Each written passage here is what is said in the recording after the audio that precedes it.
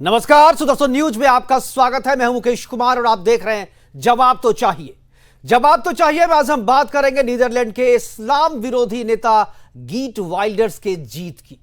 Netherlands संसदीय चुनाव में गीट वाइल्डर्स की पार्टी पीवीवी ने सबसे ज्यादा 37 सीटें जीतकर वामपंथी गठबंधन को जोरदार झटका दिया है। 150 सीटों वाली नीदरलैंड की संसद में गीट को सबसे ज्यादा 37 सीटें मिली है।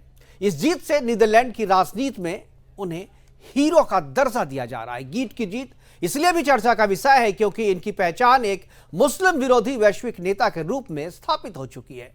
अपने चुनावी एजेंडे में ही इन्होंने साफ कर दिया था कि यदि वो चुनाव जीत कर आते हैं तो नीदरलैंड में इस्लाम की पहचान को मिटाने की दिशा में काम किया जाएगा। अपने घोषणा पत्र में गीट वाइल्डर्स ने नीदरलैंड को हिजाब, कुरान और मस्जिद फ्री कंट्री बनाने की बात की है। गीट की जीत नीदरलैंड में इस्लाम के विस्तार को रोकने की दिशा में एक बड़ा कदम माना जा रहा है। ऐसा करने वाले, हालांकि वो पहले यूरोपियन नेता या यूरोपियन देश के प्रधानमंत्री नहीं होंगे। इससे पहले भी फ्रांस, रोमानिया, ऑस्ट्रेलिया, डेनमार्क और स्वीडन जैसे देश और उनके नेता ऐसी घोषणा कर चुके हैं और ऐसी घोषणा करके ही वो सत्ता पर काबिज भी हुए हैं। मतलब साफ है कि यूरोप अब इस्लाम की ज्यादतियों से आदी जा चुका है और अब वो इससे मुक्ति की राह तलाश रहा है। गीट वाइल्डर्स केवल नीदरलैंड में ही लोकप्रिय नहीं है बल्कि भारत में भी उनकी लोकप्रियता चरम पर है। अपने बेबाक और तर्कपूर्ण बयानों के कारण सोशल मीडिया पर भी उनके चाहने वालों की संख्या करोड़ों में है। तस्लीम रहमानी के साथ नुपुर शर्मा की डिबेट के बाद जो बवाल खड़ा हुआ था उसमें भी उन्होंने खुलकर नुपुर का साथ दिया था और नुपुर शर्मा के प्रति इस्लामिक देशों के गुस्से का इजहार करने को उन्होंने हास्यास्पद बताया था। इससे पहले वो पाकिस्तान को आतंकी देश और जम्मू कश्मीर से धारा 370 के खात्मे का समर्थन भी कर चुके हैं और वो जता चुके हैं कि उनका इरादा क्या है और वो इस्लाम के प्रति अपनी सोच क्या रखते हैं। आज अपने प्रोग्राम में हम चर्चा करेंगे कि नीदरलैंड के चुनाव में गीट वाइल्डर्स को मिली बड़ी जीत के मायने क्या हैं। इस जीत का असर क्या सिर्फ नीदरलैंड पर दिखेगा या यूरोपियन यूनियन के देशों पर भी इसका प्रभाव रहेगा, और सबसे अहम कि क्या गीट वाइल्डर्स की जीत से भारत के राइट विंग राजनीति को मजबूती का संदेश भी मिलेगा। करेंगे चर्चा, और चर्चा के लिए हमारे साथ कुछ मेहमान होंगे, उनसे आपका मैं परिचय करवाऊंगा। लेकिन पहले एक छोटी सी रिपोर्ट देखते हैं। रिपोर्ट के बाद मेहमानों से परिचय कराएंगे और चर्चा की शुरुआत करेंगे।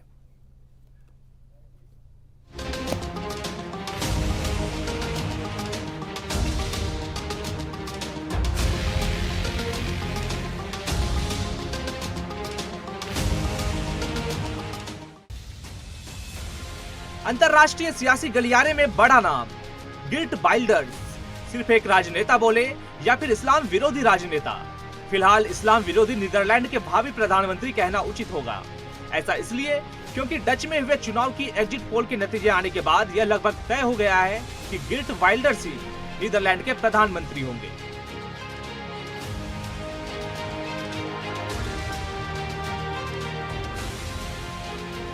अब लोग इसे वाइल्डर्स की सरप्राइज जीत बता रहे हैं। अब ये जीत वाइल्डर्स की सरप्राइज है, ये तो बात की बात है, परंतु सरकार बनाने के बाद वाइल्डर्स जाहिर तौर पर मुसलमानों को बहुत सारे सरप्राइज देने वाले हैं, जिसकी झलक उनकी पॉलिटिकल पार्टी पीवीवी के घोषणा पत्र में देखने को मिल गई थी, जहां इस्लामिक हेड स्कार्फ पहनने को गैर कानूनी घोषित करना, मस्जिद बंद करना, कुरान पर प्रतिबंध लगवाने जैसे कई ऐसे इस्लाम विरोधी मुद्दे चुनावी घोषणा पत्र में शामिल थे, जो डच में चल रहे वर्तमान चरमपंथी विचारधारा की सच्चाई बिना कुछ बताए ही सबके सामने लाती है।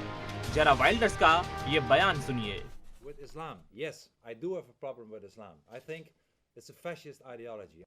I think we should stop the Islamization of our society, but through democracy, through policies that get a majority in our parliaments.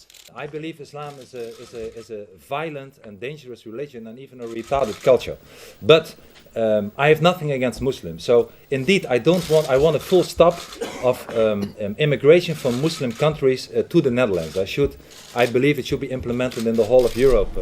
सुना आपने, नीदरलैंड के भावी प्रधानमंत्री कैसे इस्लाम को अपने देश के लिए खतरा बता रहे थे। नीदरलैंड तो छोड़िए, गीट वाइल्डर्स ने उस वक्त भी नुपुर शर्मा का खुलकर समर्थन किया था जब नुपुर शर्मा ने पैगंबर पर टिप्पणी की थी और उसके बाद भाजपा ने संज्ञान लेते हुए उन्हें प्राथमिक सदस्यता से निलंबित कर दिया था। खैर, अब यूरोप के नेताओं द्वारा इस्लाम को लेकर सख्ती दिखाना ये कोई पहला मामला नहीं है। फ्रांस, रोमानिया, ऑस्ट्रेलिया और डेनमार्क समेत पूरे यूरोपियन भी मुस्लिमों को लेकर अपना रुख साफ कर चुके हैं। अब पूरी यूरोपियन यूनियन को इस्लाम के मंसूबे समझ में आने लगे हैं। कभी कोई अपने देश में मुस्लिमों की एंट्री पर पाबंदी लगाता है तो कोई नमाज और बुर्कों को लेकर अपनी सख्ती दिखाता है। भले ही इस्लामों पर हर देश अलग अलग तरीके का पाबंदी वाला कानून बनाता हो, परंतु इन सभी का कारण एक है, आतंक।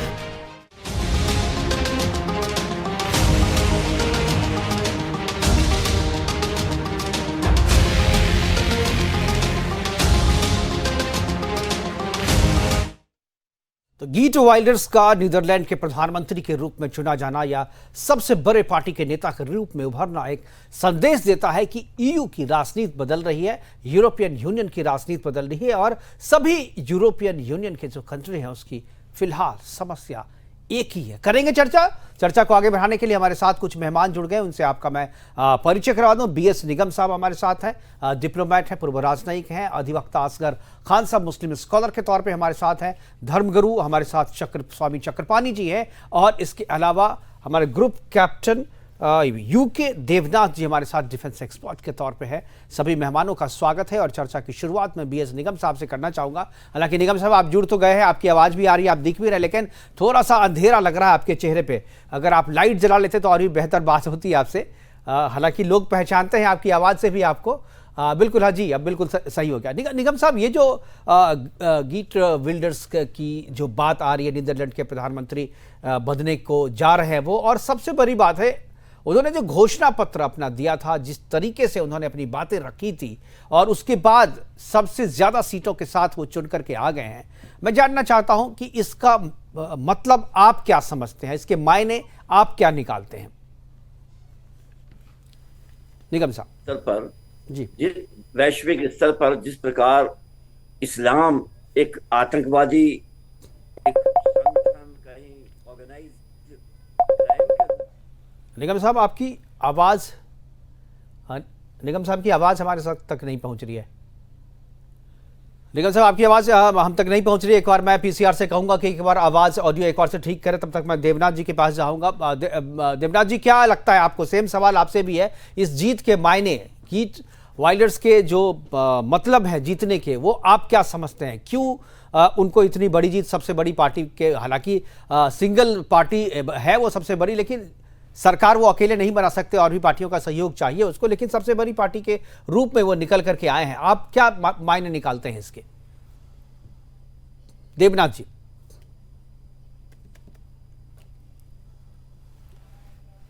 देवनाथ जी, आपकी आवाज भी मुझ तक नहीं पहुंच रही है। क्या चक्रपाणी जी, आपको मेरी आवाज पहुंच रही है? जी बिल्कुल आ रही है आपकी आवाज। असगर साहब, क्या आपको मेरी आवाज पहुंच रही है? जी मुझे आ रही है। जी, अब पहुंच रही है। अच्छा देवनाथ जी, क्या अब आपको आवाज मेरी पहुंच रही है और निगम साहब आपको पहुंच रही है? देवनाथ जी, आपका जो है वो ऑडियो म्यूट किया हुआ है, आप उसको अनम्यूट करेंगे तो आवाज पहुंचेगी आप तक। देवनाथ जी, आपका आप अपने मोबाइल पे जो है अनम्यूट करें, आप अपने आप को, आप म्यूट किया हुआ है आपने। चक्रपाणी जी, तब तक मैं आपसे आगे बढ़ाऊंगा इस चर्चा को। आप इस जीत के मायने क्या समझते हैं? मेरा ये सवाल, अपने जितने भी पैनलिस्ट हैं सबसे पहले मैं उनसे एक ही सवाल पूछूंगा कि इस जीत के मायने आप क्या समझते हैं? चक्रपाणी। देखिए, जीत का मायने ये है कि अब कहीं ना कहीं पूरा विश्व इस बात को देख रहा है कि जिस प्रकार से जिहादी मानसिकता के लोग हर जगह आतंक और तांडव और जिहाद मचाए पड़े हैं, तो निश्चित रूप से स्वाभाविक रूप से उसकी प्रतिक्रिया है। आप ये देखिए कि भारत में ही आप देख लीजिए कि भारत देश के टुकड़े किसके वजह से हुआ? जिस जिन्ना ने कहा कि हम हिंदुओं के साथ नहीं रह सकते। अब जो है, जबकि मुसलमान तो यहाँ के थे नहीं, कन्वर्टेड थे, उन्होंने एक देश पाकिस्तान ले लिया, इस्लामिक देश बना दिया। लेकिन अभी भी यहाँ पे ऐसे कट्टरपंथी हैं जो देश के खिलाफ नारे लगाते हैं, देश को टुकड़े करने की बात करते हैं, देश में साजिशें रचते हैं। यहाँ तक कि संसद पे हमला करने वाले भी तो यहीं के थे ना। ये ठीक है कि मास्टरमाइंड बाहर का था, वो कौन थे? तो इसलिए ये शांति प्रिय, जो जिहादी मानसिकता के अपने को शांति प्रिय दिखाते हैं लेकिन होते जिहादी मानसिकता के हैं, ये हाल पूरे विश्व में है। रूप अलग अलग है, लेकिन इनके उद्देश्य एक ही है। अब आप देखिए कि जितने यूरोपियन कंट्री है उन्होंने जो शरण दिया और उसके बाद की जो वहां पे हालात है बहुत ही बिगड़ गई है।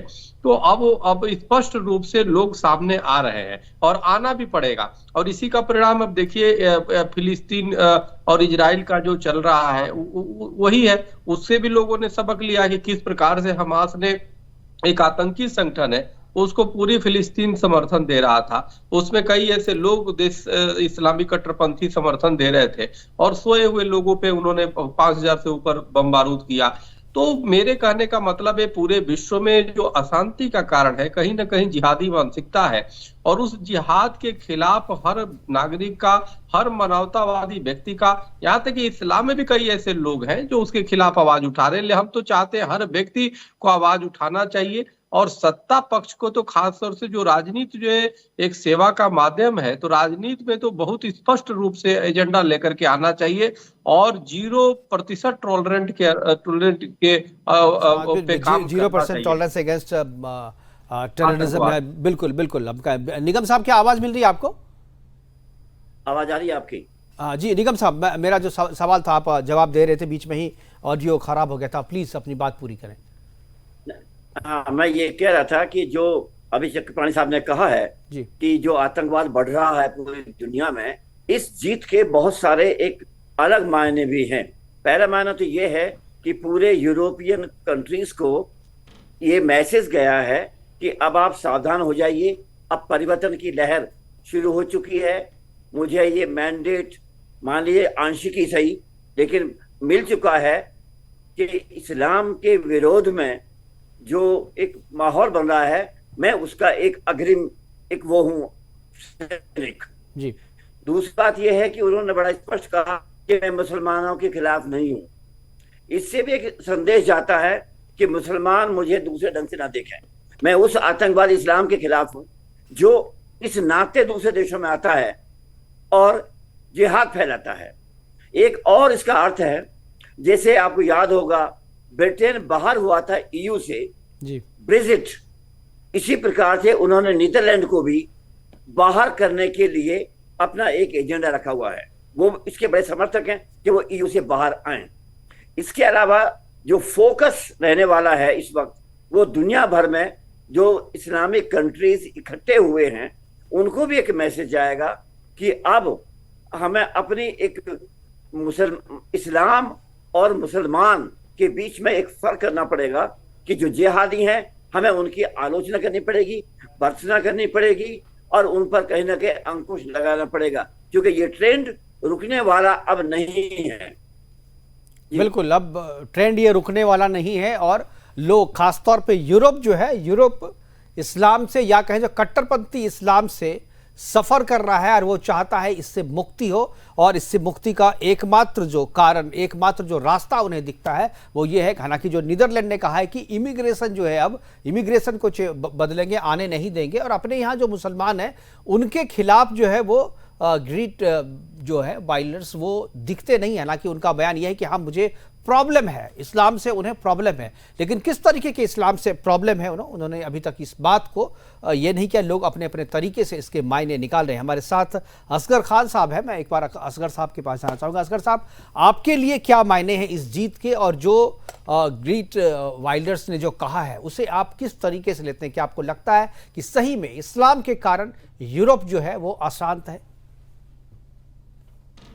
ये उसकी जीत का किसी बयान से और इस्लाम को लेकर कोई मतलब नहीं है, ना कोई रिश्ता है एजेंडे में। कभी किसी भी मुल्क के, हम अपने मुल्क की बात कर लें, किसी मुल्क के एजेंडे में कोई एक बात नहीं होती, बहुत सारी बातें होती हैं। उसमें एक बात उन्होंने ये भी रखी के लिए, और हम उसी बात को जो रखी है उसको, चूंकि हमारे यहाँ भी एक जहन बना है कि बहुत सारे लोग कम्युनल सोच के ज्यादा लोग हैं, इसलिए उसी को पकड़ के बैठ गए। अभी अभी जैसे एक बात की शुरुआत हम यहाँ इतने बड़े चैनल पे करते हैं, चक्रपाणी ने जैसे कहा कि सारे मुसलमान कन्वर्ट हुए हैं। मैं आपकी नॉलेज के लिए बता रहा हूँ कि चक्रपाणी साहब अगर अपने पूर्वजों को देखें तो वो भी मुसलमान थे, खुद कन्वर्ट हुए। कोई मुसलमान, जिस वक्त दुनिया बनी है उस वक्त सब मुसलमान थे, उसके बाद फिर कन्वर्जन और दूसरी चीज शुरू हुई है।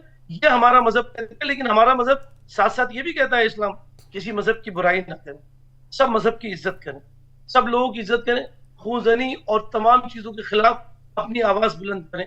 अभी अभी दूसरी मिसाल उन्होंने शरण की थी, कम से कम आदमी को सोच के तो बोलना चाहिए ना कि भाई वहां जिसने शरण दी उसी के खिलाफ आपने आवाज उठा दी। और मिसाल दे रहे हैं फिलिस्तीन और इसराइल की, तो बताइए ना किसने किसको शरण दी। जो बात यहाँ बात करें उसमें बिल्कुल कुछ ना कुछ वजन होना चाहिए, या तो यहाँ पढ़ के आए, तैयारी करके आए, या न्यूज देख के आए कम से कम, उसके बाद उस बात करें। शरण इसराइल ने कोई फिलिस्तीन को थोड़ी ना, फिलिस्तीन ने दी थी भाई शरण की बात। 1917 से अगर हम शुरू करें तो 1948 में आके ब्रिटेन ने पूरी कराई असगर शरण। साहब अब अगर मैं इजराइल फिलिस्तीन की बात नहीं कर रहा, मैं नहीं आपकी चर्चा की बात पे आ रहा हूँ। तो ये बड़ी एक मामूली सी बात है। अभी आपने अपने बयान में कहा कि और भी बहुत सारे पीएम वहां बने, प्राइम मिनिस्टर, और उन्होंने भी ऐसी घोषणा की थी, वो भी कुछ नहीं बिगाड़ रहा है। आज गिरीट साहब हैं, ये भी इस्लाम का कुछ नहीं बिगाड़ पाएंगे, ना किसी मस्जिद के साथ कुछ कर पाएंगे, ना इस्लाम के साथ। इस्लाम दुनिया में जिस तरीके से है आगे तो जा रहा है, इसी बात का दर्द है। असल में दर्द यही है इनको कि इस्लाम चूंकि बहुत तेजी से आगे जा रहा है, दुनिया के किसी मुल्क में आप मुझे बताइए कि सबसे ज्यादा लोग इस्लाम में शामिल हो रहे हैं, क्यों हो रहे हैं? कोई तो वजह होगी ना। और यही जो लोग कट्टरपंथी हैं, जो गलत सोच के लोग हैं, जो कम्युनल सोच के लोग हैं, उनको इसी बात का दर्द है, इसी बात का दुख है, इसलिए उसको अपनी ताकत का इस्तेमाल करके उस चीज को खत्म करना चाहते हैं, मिटाना चाहते हैं। आपने निपुण का मिसाल दिया, निपुण जी के वक्त में भी जब सब कुछ हो गया, तो ये अगर इन्होंने बयान दिया, इन्होंने साथ दिया निपुण जी का, तो हमारे मुल्क के खिलाफ किया, हमारे मुल्क के प्राइम मिनिस्टर और प्रेसिडेंट के खिलाफ किया। क्यों? क्योंकि उस वक्त निपुण जी को किसने कहा था सही? आपके प्राइम मिनिस्टर साहब ने सही कहा था, उनको पार्टी से निकाला था या नहीं? अगर सही कहा तो बताइए पार्टी से क्यों निकाला? सरकार के हर फैसले का हर कोई समर्थन करे, ऐसी कोई मजबूरी किसी की नहीं है। भारत एक स्वस्थ लोकतंत्र है और जरूरी नहीं है कि सरकार के हर फैसले का हर नागरिक स्वागत करे। यही तो लोकतंत्र है कि हम विरोध भी कर सकते हैं। हर सवाल करें, एक एक सवाल करें, उसका जवाब लेते चले। आपने जिससे निपुण जी की बात की मैंने बता दी, हमारे प्राइम मिनिस्टर साहब ने उनको गलत किया, इसलिए पार्टी से निकाला। उन्होंने कुछ गलत कहा था तो नहीं कहना चाहिए था, इसलिए ये सब कुछ हुआ। बहुत सारी चीजें हम ये नहीं कहते, देखिए खामियां सब में होती है, पांचों उंगलियां बराबर नहीं होती। मैं सारे मुसलमानों की कोई जिम्मेदारी लेने की यहाँ नहीं बैठा हूँ, लेकिन इस्लाम की पूरी जिम्मेदारी लेता हूँ, क्योंकि इस्लाम मेरा मजहब है। इस्लाम में तो एक नीदरलैंड में कोई कमी नहीं। जो गीट वाइल्डर्स ने जो कहा है, आप उसको किस तरीके से लेते हैं? आपको लगता है उन्होंने तो खुले तौर पे कहा, उन्होंने खुले तौर पे कहा कि इस्लाम से मुझे प्रॉब्लम है और उस एजेंडे पे देश की जनता ने उन्हें चुना है। तो नीदरलैंड में अगर किसी के अकल पे पर्दे पड़ जाए तो आप भी कुछ नहीं कर सकते, मैं भी कुछ नहीं कर सकता मुकेश भाई। नहीं, किसी एक व्यक्ति के अकल पे पर्दा पड़ जाए वो ठीक है, लेकिन उस पर्दे पे का समर्थन सब करने लगे, पूरा देश करने लगे, मेजोरिटी जो जनता है वो करने लगे, तो चिंता की बात है ना। वो एक किस्म के लोग वहां रहते हैं, वो कर रहे हैं। कितना एक निशान के बराबर, एक जर्रे के बराबर उसका वजूद है। अगर आप पूरी दुनिया, बिल्कुल आप सही कह रहे हैं, एक जर्रे के बराबर उसका वजूद है, और उस जर्रे के बराबर जो उसका वजूद है, उस जर्रे के बराबर के देश में इस्लाम की संख्या भी एक जर्रे के बराबर ही है। केवल 5% जो है मुस्लिम है, केवल 5% मुस्लिम है, 95% जो है वहां पर दूसरे रिलीजन के हैं। ज्यादातर मेजोरिटी जो है वहां पे करीब 80% जो है वहां पर क्रिश्चियंस है। हाँ, तो तभी तो उनकी जीत हुई साहब, यही तो मेरा भी कहना है। तो आप कह रहे हैं नहीं, पर 100% करें, आप जो कह रहे हैं बिल्कुल सही कह रहे हैं, तभी तो उनकी जीत हुई। अगर वहां इस्लाम और उसके लोग बराबर होते तो उनकी जीत ना होती, किसी को नहीं पड़े होते। वो नहीं, केवल इस्लाम के नाम पर केवल एक पार्टियां थी सर, एक पार्टियां जो है वो केवल इस एजेंडे पे थी, बाकी पार्टियां तो दूसरे एजेंडे पे थी। वामपंथी दल से सीधा मुकाबला था, उनका एजेंडा तो ऐसा नहीं था, लेकिन सोच बदल रही है। और सवाल मेरा कुछ और है। असगर साहब, आप बहुत पढ़े लिखे हैं, विद्वान है, अधिवक्ता है, मैं इसीलिए पूछ रहा हूं कि दिक्कत आदमी को इस्लाम से नहीं है, दिक्कत मुसलमान से नहीं है, दिक्कत जो है कट्टरपंथी मुसलमान से है। तो उस कट्टरपंथी, क्योंकि देखिए फ्रांस में भी यही हुआ, इस्लाम का नाम ले रहे हैं, कट्टरपंथी तो सिर्फ इस्लाम का नाम ले रहे हैं, इनको इस्लाम से दिक्कत नहीं। और ये इनको कभी आप इनवाइट करें, हमें भी इनवाइट करें, बैठ कर बेस्ट चलने, या तो इनकी दिक्कत दूर हो जाएगी, हमारी दिक्कत दूर हो जाएगी। किसी की अकल पे पर्दे पड़ जाए तो कोई कुछ नहीं कर सकता। ये सब एक तरह के लोग चुके वहां एक जर्रे बराबर दुनिया में उसका वजूद है, उनकी खाली इतनी सी बात कह देने से हमें उसको इशू लेकिन बनाना भी नहीं संदेश चाहिए तो था। ऐसा ही दिया लेकिन जाता है चलिए, ना। आपने ले फ्रांस लिया फ्रांस टॉपिक। भी कोई बहुत बड़ा देश नहीं है, लेकिन वहां भी इस्लाम के विरोध में जो है वहां पर सरकार चुन करके आई, और एक सब- मैसेज इससे दिया जाता है। किसी भी पॉलिटिकल पार्टी इस्लाम- में अगर कोई एजेंडा घोषित होता है, उस इस्लाम पर के विरोध- जनता अपनी राय देती है, तो उससे एक संदेश पूरे वर्ल्ड को जाता है। और ये नीदरलैंड के- से छोटी कंट्री है, लेकिन संदेश तो पूरे विश्व को जा रहा है ना। भाई, इस्लाम के विरोध में, क्रिश्चियन के विरोध में और दीगर कौमों के विरोध में सब जगह अपने एजिटेशन होते हैं।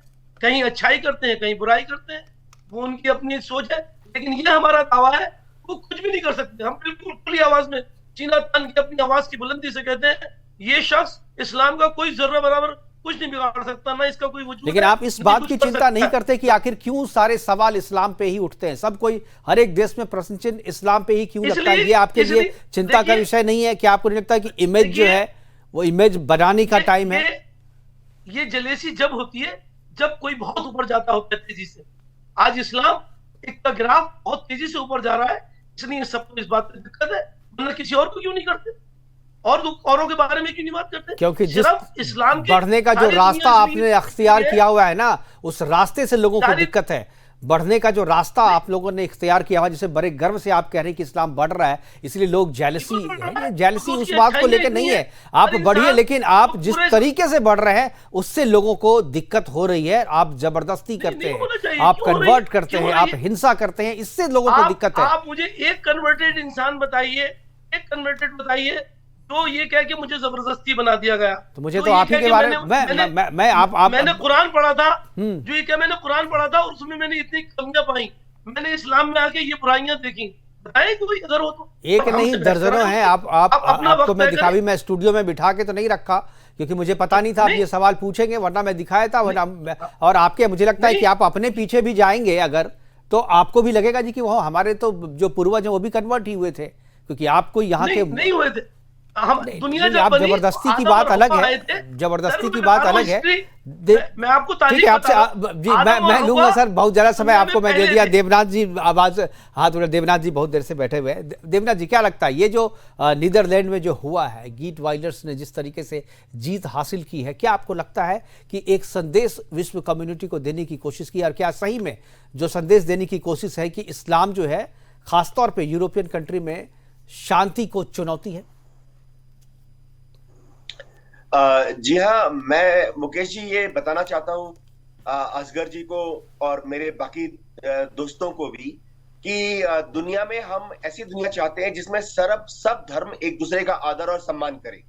अब इसके लिए बहुत जरूरी है कि जो धर्म यूरोप की तरफ जा रहे हैं, पिछले 2-3 दशकों से नाना आर्थिक कारणों से, राजनीतिक कारणों से और कुछ मानव मूवमेंट ऐसी हो गई है, रिफ्यूजी प्रॉब्लम ऐसी हो गई है, अफ्रीका से लेकर इराक तक और सीरिया तक और नॉर्थ अफ्रीका से, कि काफी बड़ी संख्या में पिछले 100 साल में हमारे मुस्लिम भाई जो है वो नाना कारणों से यूरोप के अलग अलग देशों में पहुंच गए हैं। अब देखिए, ये जब यूरोप के किसी भी देश में जाते हैं, अब हम नीदरलैंड की बात कर रहे हैं, एक चीज बहुत जरूरी है जो कि मेरे मुस्लिम भाइयों को समझना पड़ेगा कि ये जिस देश में जाते हैं, शरण लेते हैं, फिर उस देश में उनको उस देश का आस्ते आस्ते हो जाना चाहिए। लेकिन बहुत थोड़ी सी ताज्जुब की बात है कि पिछले 100 साल से देखा जा रहा है कि हमारे मुस्लिम भाई दुनिया में किसी भी देश में अगर जाते हैं, नौकरी करते हैं, शरण लेते हैं, तो उसके बाद वो उस देश का नहीं होना चाहते हैं। देखिए, मैं क्लियरली बताता हूँ, हमारे भारत के लोग भी तो America, Canada, Europe, Australia, Netherland सब जगह जाके सेटल होते हैं, लेकिन भारतीयों को सब जगह पर, हम भारतीय ज्यादातर हिंदू हैं, हमको सब जगह पर वेलकम किया जाता है। दुनिया के किसी भी मुल्क से आपको ऐसी रिपोर्ट नहीं आएगी, अमेरिका से, कनाडा से, कि भाई वो भारतीयों से परेशान है या हिंदू धर्म से परेशान है। तो मेरे ख्याल से हमारे जो मुस्लिम धर्मगुरु हैं, उनको अपने दोस्तों को नीदरलैंड में, यूरोपियन यूनियन के जो दूसरे देश हैं, उनको आस्ते आस्ते बताना पड़ेगा कि आप जिस देश में जाते हैं, आप उस देश की जो व्यवस्था है उसको एक तो बदलने की कोशिश ना करें, और दूसरी बात, आपके जब बच्चे होंगे, आपके बच्चों के बच्चे होंगे, चिल्ड्रन होंगे, ग्रैंडसन होंगे, तो बहुत जरूरी है कि आपके बच्चे और आपके ग्रैंड चिल्ड्रन जो है नई व्यवस्था के हिसाब से अपने को डेवलप करें। अब मैं छोटी सी बात कर देता हूं, हम भी तो अमेरिका में जाके सेटल होते हैं। हमने कभी अमेरिका पे जोर नहीं डाला कि वहां अमेरिका के लोगों को सिर्फ वेजिटेरियन खाना खाना चाहिए। चॉइस है, जिसको जिस तरह की खाना चाहिए होती है वो अमेरिका में खाता है। लेकिन देखा गया कि मेरे मुस्लिम भाई जब किसी यूरोपियन देश में या अमेरिका में कहीं जाते हैं तो छोटे छोटे टाउन्स में वो थोड़ा जोर आजमाइश हो जाती है कि भाई यहाँ तो हलाल ही बिकेगा और यहाँ पे हमारे धर्म ग्रंथों के हिसाब से ही टाउन की प्लानिंग होगी, जो नियम कानून है हमारे थोड़ा धर्म ग्रंथ से मिलने चाहिए। तो इससे ना थोड़ा तनाव आ जाता है। तो मैं मेरे भाइयों से, पहले इन सब चीजों को लोग एक्सेप्ट कर लेते थे, लेकिन अब जो है इसका विरोध हो रहा है और इसीलिए ये जो है चीजें बाहर निकल के आ रही है। ऐसा नहीं कि ये पहली बार हुआ, इससे पहले भी ऐसी चीजें होती थी लेकिन लोग उसे बाहर नहीं ला पाते थे। आज सोशल मीडिया और मीडिया भी जो है काफी एक्टिव है, इसीलिए इन तरह की चीजें जो है बाहर हम लोगों के सामने आ रही है। निगम साहब, एक चीज मैं आपसे जानना चाहूंगा और चक्रपाणी जी मैं आप दोनों से जानना चाहूंगा। शुरुआत निगम साहब से करूंगा कि ये जो घटना है और ये जो रिजल्ट है भारत के संदर्भ में अगर आप देखें तो क्या लगता है कि भारत में भी एक संदेश गया है, या भारत में जो चीज चल रही है, जो एक विचारधारा की राजनीति यहाँ पे चलती है, क्या आपको लगता है कि उससे ये फैसला प्रभावित होगा? निगम साहब। भारत तो भुगत चुका है और भुगत रहा है, ठीक है। जो कट्टरपंथी इस्लाम है उसका तो भारत बहुत बड़ा भुक्तभोगी है। और जो आपने प्रश्न किया है कि हाँ भाई प्रभाव पड़ेगा, भारत के लिए भी एक मैसेज है कि भाई जैसे और देश पाबंदी लगा रहे हैं ऐसे भारत में कोई भी आ जाए वो ठीक है, हम लोग एक संभाव रखते हैं। लेकिन जैसे हमारे रक्षा विशेषज्ञ साहब ने कहा है, भाई वो आकर के देश को अपनाएं, देश की संस्कृति को अपनाएं, इस्लाम को भी रखें, लेकिन वो कम से कम अपना एक जगह ऐसे बनाने की कोशिश ना करें कि हमको हटा के अपनी जगह बनाएं, है ना। तो ऐसा देखा गया है अक्सर। और एक बात मैं पहले भी कहना चाह रहा था जी, मुझे असगर साहब से एक शिकायत है कि देखिए दुनिया के बनने के अलग अलग धर्मों में अलग अलग मान्यताएं हैं। हम आपकी मान्यता के ऊपर प्रश्न नहीं कर रहे, लेकिन आप किसी चीज को थोप नहीं सकते कि सबसे पहले इस्लाम आया या सबसे पहले हिंदू आया। हम ये नहीं कह सकते। आज चक्रपाणी साहब को आपने कह दिया कि वो कन्वर्टेड है, मुझे तो बहुत सख्त एतराज है ना। आप इतने बड़े स्कॉलर हैं, आप भी परिभाषा जानते हैं, धर्म की परिभाषा क्या होती है। धर्म में सबसे पहले होता है कि उसके वजूद का कोई डेट ना हो। हिंदू धर्म की कोई डेट निश्चित नहीं है, ये एक सनातन है, चला रहा है। इस्लाम की तो डेट निश्चित है ना। तो मैं कोई आपके एतराज नहीं कर रहा, लेकिन आप अपने धर्म के साथ में दूसरे के धर्म का सम्मान कीजिए। कोई भी हिंदू ऐसा नहीं है जो कन्वर्टेड हो, जो पहला आदम से हवा से पहले भी कोई रहा हो, ऐसा नहीं है। ये तो आप थोड़ा सा इसको आपको वापस लेना पड़ेगा शब्दों को। बिल्कुल, असगर साहब के पास जाएंगे, लेकिन चूंकि स्वामी चक्रपाणी जी का जिक्र आया है तो मैं चाहूंगा पहले वो अपनी बात कह रख लें। चक्रपाणी जी, देखिए एक बात है, सवाल इस बात का है कि जो नीदरलैंड में अभी चुनाव जीते हुए हैं वो निश्चित रूप से उसकी शुरुआत भारत में 10 वर्ष पहले हो गई। 2014 में जो बीजेपी की सरकार बनी है वो इन्हीं विचारधाराओं पे तो बनी है। पहले की जो सरकारें थी वो मुस्लिम तुष्टीकरण की एक इंतहा भी पार कर चुकी थी। वो हर बात में, अभी तो देखिए ना पुराने जितने पाप है निकल रहे हैं। आप देखिए अभी तक तो आपने मीट उसके हलाल सुने होंगे, लेकिन यहाँ पे अनाजों की चीनी, चावल, दाल, दूध जो आपकी रोजमर्रा की चीज है उसको भी हलाल सर्टिफिकेट इशू होता है। अभी हम धन्यवाद देंगे उत्तर प्रदेश के मुख्यमंत्री माननीय योगी आदित्यनाथ जी को कि उन्होंने इस सर्टिफिकेट पे प्रतिबंध भी लगाया है। जांच के आदेश दिए हैं और पूरे देश में ही रोकनी चाहिए। तो ये बहुत दुर्भाग्यपूर्ण है। तो ये इस भारत देश में हलाल सर्टिफिकेट इशू हो रहा है, इससे बड़ा दुर्भाग्य क्या होगा। तो अब असगर साहब जो इस्लामिक स्कॉलर है कुछ भी कह ले, लेकिन देखिए पूरे देश नहीं पूरे विश्व में जो इस्लामिक आतंकी हैं उनके खिलाफ जब आप ही जैसे लोग खड़े नहीं होंगे और बचाव करेंगे तो भाई कहीं बचने वाले नहीं है। आज नहीं तो अब दुनिया जागृत हो रही है। जो आपको पहले पनाह देता था अब वो समझ गया कि आपको पनाह देने का मतलब ये है कि अपने पैर में कुल्हाड़ी मारना, अपने बाल बच्चे और महिलाओं को संकट में डालना, अपने देश को संकट में डालना। क्योंकि जो जिहादी मानसिकता है वो कहीं भी रहेगा, वो खुराफाती करेगा, वो गजवा हिंद ही करेगा। आप देखिए ना पीएफआई का कैसे खुलासा हुआ कि वो पूरे देश को गजवा हिंद 2047 तक बना के एजेंडे पे काम कर रही थी, और यहीं पे रहने वाले जिहादी उनको समर्थन दे रहे हैं। और मुकेश जी, सबसे बड़ी बात है, उदाहरण तो इससे है कि छत्तीसगढ़, झारखंड, बिहार में जो 20 साल पहले जो हिंदू सरकारी विद्यालय थे, यानी कि सब बच्चे वहां पढ़ते थे, जहां पे हिंदू बहुल्य था, वहां मुस्लिम भी थे, वो भी पढ़ते थे प्रेम से, लेकिन जैसे ही उनकी जनसंख्या हुई वो उर्दू विद्यालय हो गया, वहां बिल्कुल हम लोगों ने बाकायदा खबर चलाई थी और हम लोगों ने इसको दिखाया था, और तो कुछ स्कूलों में फिर से व्यवस्था पुरानी लागू भी करवाई थी। जी, असगर अली साहब जैसे लोगों से और बड़ी संस्थाओं से मेरा निवेदन है, मुस्लिम संस्थाओं से, कि लव जिहाद के खिलाफ आप फतवा जारी नहीं करते, आप आतंकियों के खिलाफ फतवा जारी नहीं करते, बल्कि बचाव में ही बैठ जाते हैं, आप हमास जैसे आतंकियों का समर्थन करने लगते हैं। तो ये कहीं ना कहीं आपकी चित्र और चरित्र में बहुत अंतर है। आप कितना भी शांति का उपदेश दीजिए, और हमारे निगम साहब ने बिल्कुल ठीक कहा। अभी जो आदम की बात कर रहे हैं, तो अभी पिछले दिनों जो दारुल उलूम के थे दिल्ली में बैठक, उन्होंने क्या कहा, आपके जो मनु जी महाराज है वही हमारे मनु शत्रुपा, वही हमारे आदम हव्वा है। तो आप दूसरे का करेक्टर लेकर के अपने पे कितना भी लगा लीजिए, हमें आपत्ति उस पे नहीं है, लेकिन आपत्ति इस बात की कम से कम संदेश तो अच्छा दीजिए, कम से कम भाईचारे का। अब हम भाई कहते रहे, आप चारा की तरह चबाते रहिए तो कोई भी स्वीकार नहीं करेगा। भाईचारा दोनों तरफ से ताली बजती है। आप ठीक है असगर साहब, जी चक्रपाणी जी, असगर साहब से सारे सवाल आपने किए, जवाब भी देना चाहते हैं असगर साहब। जी असगर साहब, जवाब दीजिए। जी, आपकी आवाज नहीं आ रही है। जी अब आ रही है। जी बोलिए। अब आ रही है? जी आ रही है। पहले तो मैं ये अर्ज करूं कि चक्रपाणी साहब मेरे बड़े भाई हैं और मैं दिल से उनकी इज्जत करता हूं, और ये भी कहूं कि ये तमाम धर्मों की इज्जत करना मेरे दिल की ख्वाहिश भी है और मेरी मजबूरी भी है। क्यों? क्योंकि मेरा धर्म कहता है कि दुनिया के सारे धर्मों की और सारे लोगों की आप इज्जत करें। जहां तक सवाल कन्वर्जन का है, जो शायद अभी निगम साहब ने सवाल किया, उसमें मेरा कहना है, मतलब मैं अपने मजहब की तारीख बता रहा हूँ। मैं ये नहीं कह रहा हूँ, मैं अपने मजहब की तारीख बता रहा हूँ कि मेरे मजहब में ये है कि इस दुनिया में सबसे पहले आदम आए और उनके बाद हव्वा आई, और फिर उससे सारी दुनिया शुरू हुई। वो मुसलमान थे। मेरा मानना ये है, आपका मानना जो है मैं उसकी इज्जत करता हूँ, मैं उसको नहीं कह रहा हूँ वो आपके लिए सही है, मेरा मानना मेरे लिए सही है।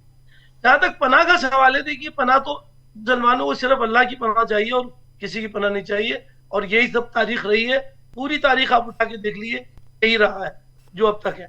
और जहां तक अभी सवाल किया हमास और इजराइल का, तो देखिए मैं आपकी बात की अपना इज्जत करता हूँ। आपने बहुत अच्छा सवाल किया और मैं आपके साथ हूँ कि हमास ने जो हमला किया सही नहीं किया, लेकिन एक बार आप कह तो दीजिए कि इजराइल बरसों से, बहुत सारे डिकेड से कितना जुल्म कर रहा था, बच्चों को ज़िबा कर रहा था, जिना कर रहा था, औरतों के साथ बूढ़ों को मार रहा था, तमाम बर्बाद कर रहा था पूरे फिलिस्तीन को। ये तो ना, और उस फिलिस्तीन को जिसने पनाह दी थी, आप आज पूरा नक्शा उठा के देखिए, क्यों नहीं बोलते हम? हमारे प्राइम मिनिस्टर साहब बोले, मैं उनको मुबारकबाद देता हूं, उन्होंने मदद की, बिल्कुल सही किया, बहुत अच्छा किया। वो इजराइल जो एक नुक्ते के बराबर, फिर हम लोग जो है फिर इजराइल और फिलिस्तीन की तरफ जाते हैं तो नीदरलैंड की बात भूल जाते हैं। मैं कह रहा हूं कि 5% इस्लाम नीदरलैंड में है, और उसके खिलाफ जो है वहां की मेजोरिटी जो ईसाई है उनको बोलना पड़ रहा है कि भाई हम जब आएंगे सत्ता में तो हम जो है बुर्का फ्री करेंगे, मस्जिद फ्री करेंगे, कुरान फ्री कर देंगे, क्योंकि उससे प्रॉब्लम हो रही है। तो आखिर 5% इस्लाम जो है वो दुनिया में, असगर साहब हम भारतीय भी जाते हैं बाहर, लेकिन उनको सब एक्सेप्ट करते हैं। जी, वो सिर्फ इसलिए बोल रहे हैं कि 5% मुसलमान, अगर 25% होते तो नहीं बोलते। आप वहां की तादाद आज करवा दीजिए 25%, अगर फिर प्राइम मिनिस्टर वहां का कह दे साहब हम मुसलमानों ऐसा करेंगे तो हम मानेंगे, हाँ भाई वो बहुत कुछ ना कुछ बात है।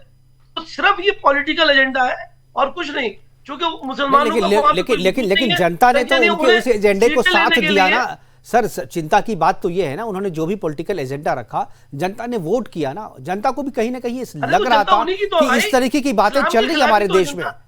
पूरा यूरोप सर, केवल नीदरलैंड की बात नहीं है, आयरलैंड में भी यही हो रहा है, फ्रांस में भी यही हो रहा है, ऑस्ट्रेलिया में भी यही हो रहा है, तो सब जगह से हो रही है ना, पूरे यूरोप में ये समस्या है। यूरोप की समस्या तो इसलिए है ना कि वहां पे उनकी तादाद अब आहिस्ता आहिस्ता इस्लाम के खिलाफ ऊपर जा रहा है, तो ये वक्त बदलेगा और फिर आप देखेंगे इस्लाम अपनी उस टाइम तादाद बाद बढ़ाए, लेकिन आप फिर- दूसरे को फिर कन्वर्ट प्राइम करके मिनिस्टर अपनी नहीं तादाद रहेंगे। बढ़ाए, ये तो कहीं से जायज नहीं है ना। और इसीलिए विरोध है। मैं नहीं, कह रहा जायज हूं नहीं कि है। इस्लाम को आप अगर- अच्छा कह रहे हैं, लेकिन उसके इमेज, मैं- इन सब मैं चीजों आप- से उसकी मैं इमेज आपसे खराब सवाल- हो रही है। आप मैं- जैसे मैं लोगों को आपसे उनके सवाल बारे में कर भी रहा हूं। सोचना चाहिए। मेरा आपसे सवाल है कि तादाद कैसे बढ़ रही? क्या इस्लाम कुछ पैसे देके कर रहा है क्रिश्चियंस की तरह? नहीं, जैसे जवाब क्रिश्चियन देखें कि जो रिपोर्ट आ रही है, खासतौर पर नीदरलैंड में नहीं, जो रिपोर्ट आई है, भारत में भी है कन्वर्जन, भारत में भी लफ्ज जिहाद है, भारत में भी आप जो है जबरदस्ती कन्वर्ट करा रहे हैं। तो ये सब समस्याएं तो हैं, ये यहाँ है। इसीलिए तो मैं कह रहा हूँ कि नीदरलैंड में जो हुआ है, भारत उससे कनेक्टेड फील कर रहा है, क्योंकि वहां पर इस तरीके की बातें हैं। ठीक है, निगम साहब कुछ बोलना चाह रहे हैं, समय की कमी है। निगम साहब देखिए, मैं ये कहना चाहता हूं कि इस्लाम नहीं बढ़ रहा है, मुसलमानों की जनसंख्या बढ़ रही है। इन दोनों में अंतर करना पड़ेगा। बिल्कुल। और 5 से 25 के बारे में अभी जो कहा, वो एक इशारा है इनकी तरफ से कि जब 25 हो जाएंगे तब खतरा और बढ़ जाएगा। बिल्कुल, मतलब यही तो ऐसी चीज है। बात ना करें। यही बात चक्रपाणी जी ने यही भी है कहा। असली और बात। जो हम लोगों ने देखा है कि बिहार में और झारखंड में, उड़ीसा में, छत्तीसगढ़ में ऐसा ही हुआ, जहां उनकी संख्या बढ़ी, वहां उन्होंने सरिया लागू किया और सरकार को वहां पर हस्तक्षेप करना पड़ा। उन स्कूलों को, जो सामान्य सरकारी स्कूल थे, उसको उन्होंने उर्दू स्कूल जबरदस्ती घोषित कर दिया। शुक्रवार को वहां पर स्कूल बंद करने लगे। ये सब समस्याएं हैं असगर साहब, आप लोग को इसको भी एड्रेस करना चाहिए और मैसेज देना चाहिए कि अगर आप भाईचारे की बात करते हैं तो अपना विस्तार अपने तरीके से ना करें। फिलहाल हमारे पास समय की कमी है असगर साहब। मैं माफी चाहते हुए प्रोग्राम को खत्म करना चाहूंगा यहीं पे। देवनाथ जी को बहुत बहुत धन्यवाद, आप जुड़े हमारे साथ। हालांकि कम समय दिया आपको, लेकिन अगली बार मैं इसका खामियाजा जो है आपको दूंगा, आपको ज्यादा समय। असगर साहब आपका, बीएस निगम साहब आपका, और चक्रपाणी जी आपका बहुत बहुत धन्यवाद। आप जुड़े और अपनी अपनी बातें हमारे साथ साझा किया आपने। लेकिन नीदरलैंड में जो रिजल्ट आया है, जो पॉलिटिकल रिजल्ट आया है, ये रिजल्ट केवल नीदरलैंड के लिए नहीं बल्कि पूरे यूरोप के लिए और साथ में भारत के लिए भी बड़ा महत्वपूर्ण है, क्योंकि भारत से भी कहीं ना कहीं ये चीजें कनेक्ट हो रही है। जिस तरीके से गीट वाइल्डर्स ने इस्लाम का विरोध किया है, उन्होंने साफ तौर पे कहा है कि इस्लाम से उन्हें दिक्कत है। वो दिक्कत केवल नीदरलैंड को नहीं बल्कि पूरे यूरोप को है। और इस्लाम को सोचना चाहिए, मुसलमान को सोचना चाहिए कि आखिर दुनिया को उनसे दिक्कत क्यों हो रही है। फिलहाल अभी के लिए इतना ही, दीजिए इजाजत, नमस्कार।